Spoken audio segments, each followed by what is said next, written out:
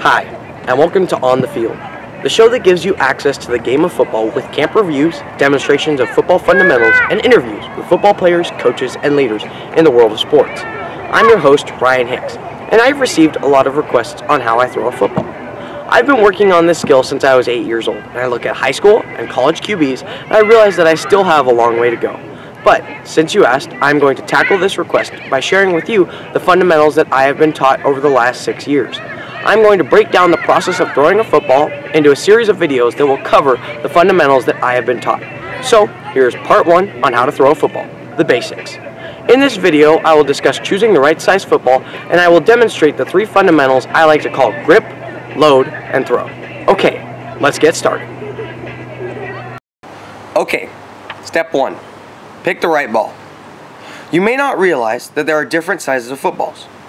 The junior football league I used to play for used 3 different sizes of footballs. We used a peewee size for 6 through 8 years old, a junior size for 9 through 12 years old, and an intermediate size for our 13-year-old midget team. As a freshman, I will use the official size football that high school and colleges use. If you're going to play junior or Pop Warner football, check with your league to see what size and brand they use and try to get some of those footballs to work with. As a QB, I always had 4 to 6 footballs so that I could work on a repetitive throwing drills without having to change location. Also, make sure to take your football to any camps that you attend. Once you have your footballs, it is time to work on how to hold it. Let's start with the grip. As you can see, my pointer finger is towards the end of the ball. My thumb is also towards the end of the ball.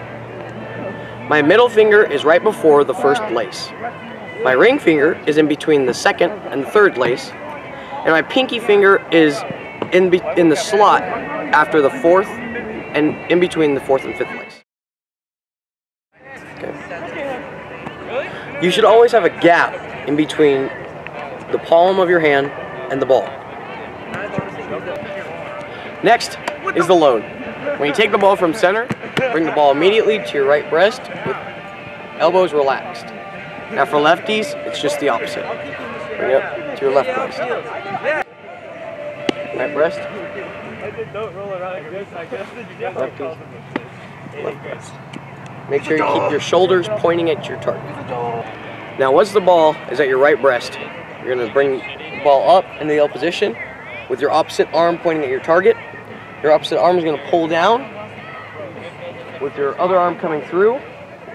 And the last finger to leave the ball is going to be your pointer finger, and you want your throwing hand to end up on the inside of your left pocket for righties.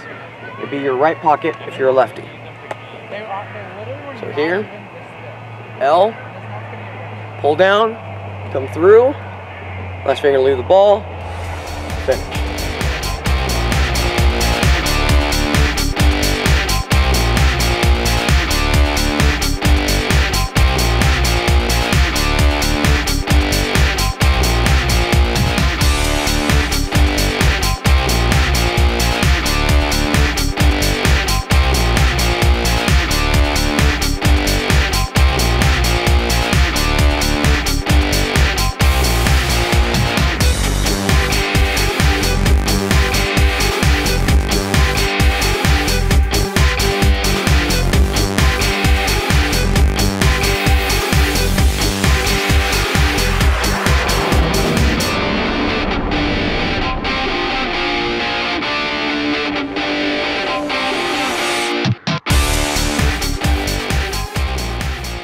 A great throw starts with solid fundamentals.